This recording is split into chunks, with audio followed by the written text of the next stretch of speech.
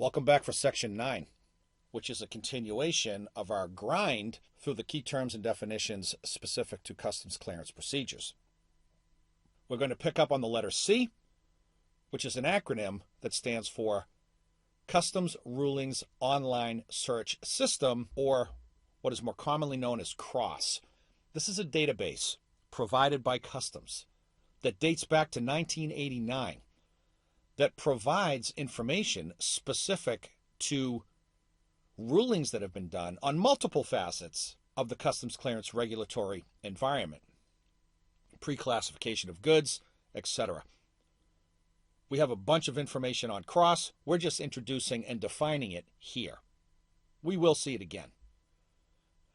Second one, customs broker. We've already talked about a customs broker a lot. Let's get formal and define it here. A broker is an individual or company that acts as an agent for the importer in preparing and presenting customs entries to CBP. A customs broker in the United States has to take an exam, has to pass that exam, and pass a background check by CBP. People with customs brokers licenses can get permits in specific ports and or around the country and operate a business as a customs broker. But legally, they act as an agent for the importer, and that just means that they're the ones, pursuant to the importer's instructions, are preparing the customs entries. A customs bond, totally different ballgame. We have a bunch of slides on that as well. It's a surety guarantee provided by an importer to U.S. CBP that all customs duties will be paid.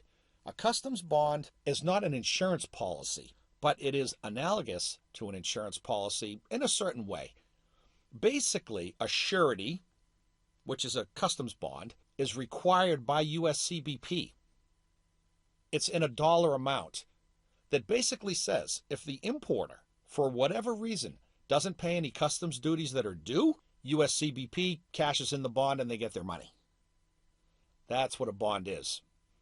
Customs duties, we already talked about this, but let's be formal. These are the import taxes paid on imported goods, sometimes synonymously referred to as tariffs. So there are 4 solid definitions right there.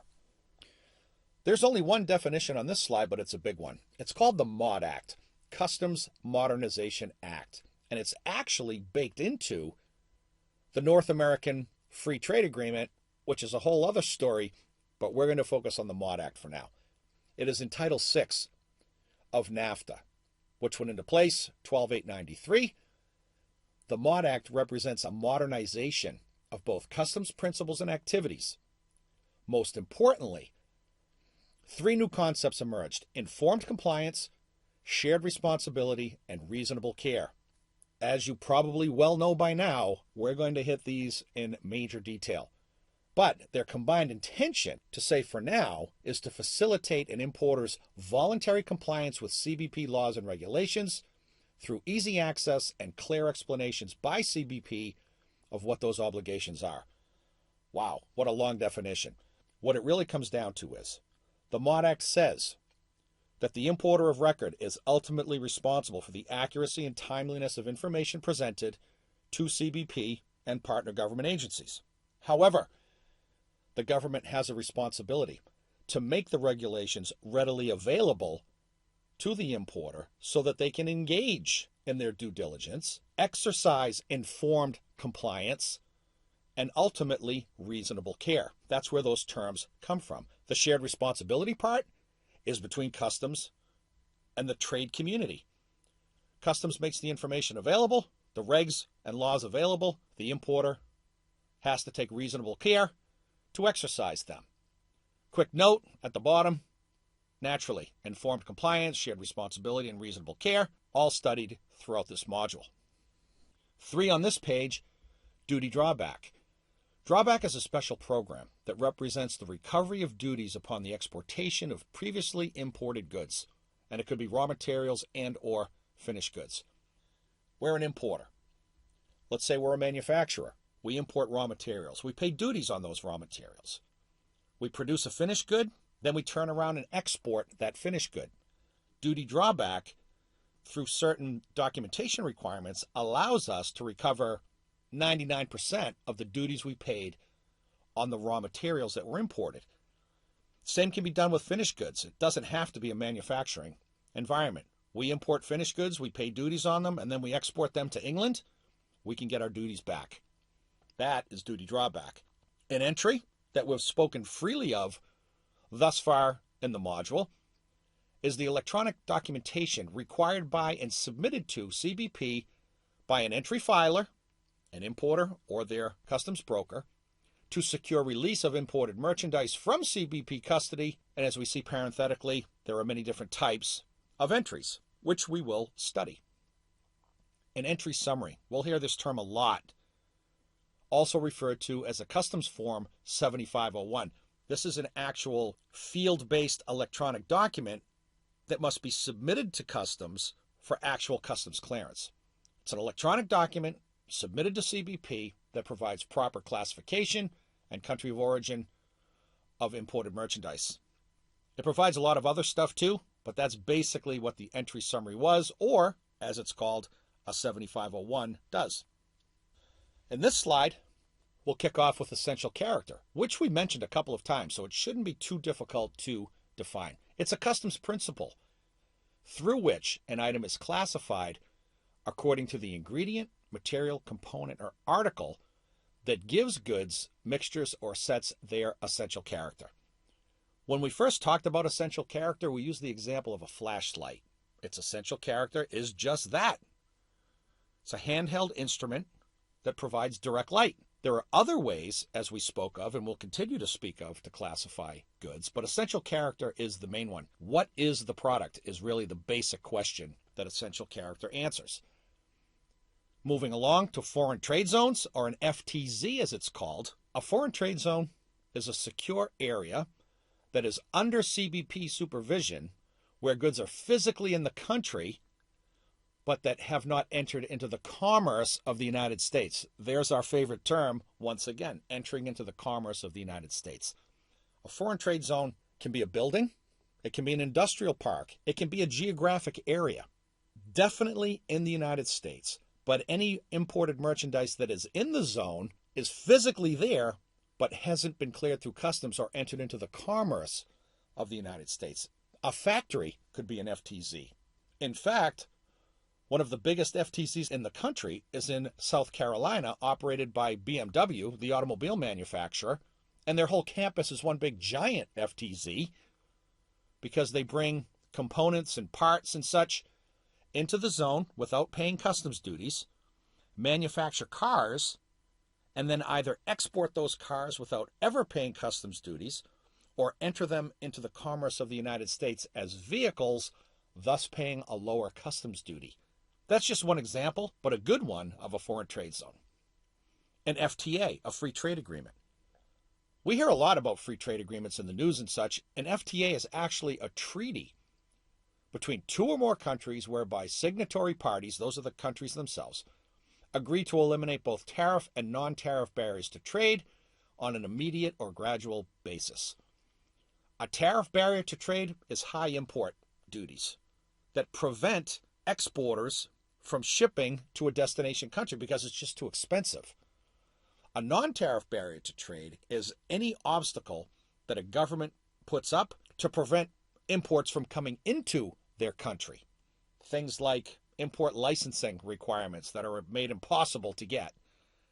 Really difficult customs clearance procedures that just discourage people from importing. That's what a non-tariff barrier to trade does. It discourages people from importing. Free trade agreements are designed to eliminate both tariff and non-tariff barriers to trade either right away upon enacting the treaty or over a period of time, a period of many years, actually, in some cases. Two here, both with the letter H, but pretty important. We've talked about one quite a bit. The Harmonized Tariff Schedule of the U.S., the HTS-US. This is that big document that we will be looking at in detail that lists all products that can be imported into the United States based on their prose-based description and this 10-digit nomenclature that we've talked about a couple of times. When we as importers or customs brokers classify goods, we're using the HTS US to do that. And we're looking up through an index the product description that best fits our product. We go to the page in which that is found.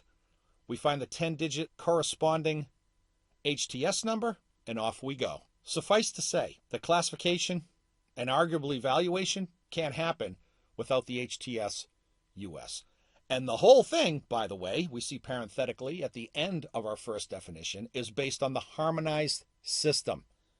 That's what we're going to define in the second bullet point. The full name of the harmonized system is the Harmonized Commodity Description and Coding System.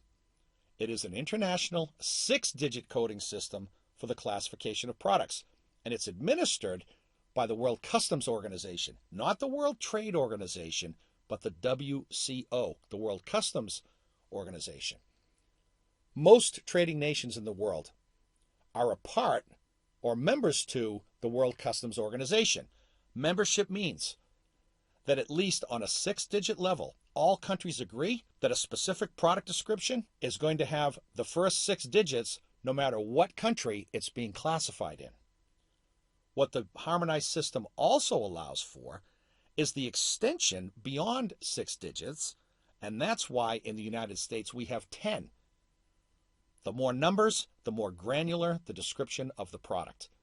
But let's just say that for classification purposes, we need the HTS US, and the whole HTS US is based on the harmonized system. Last slide in this section, and then we can take a breather, and then there will be one more section on definitions, and that will be it. The HTS US number. We've already said this a couple of times. It is the US-specific 10-digit classification number that provides the most specific description of a product. When we go through our many examples, we'll see the 10-digit HTS number.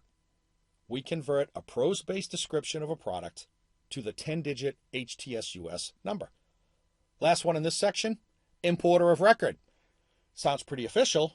It's definitely very important. The importer of record is the party responsible for legal entry of goods into the commerce of the U.S. and payment of all assessed duties, or what is also known as the party who has right to make entry. We'll define that in the next section as well. But the importer of record, for the most part, is the importer, the U.S. importer, who ultimately has all responsibility for informed compliance, reasonable care, and all of the operational requirements needed to legally import into the United States. For our purposes, that's going to be us as the U.S. importer. That will wrap up this section. And when we come back, we'll have a bunch more. At least we're on the letter I. We're progressing a little bit. But we'll start off with a more formal definition of informed compliance. Do come back soon.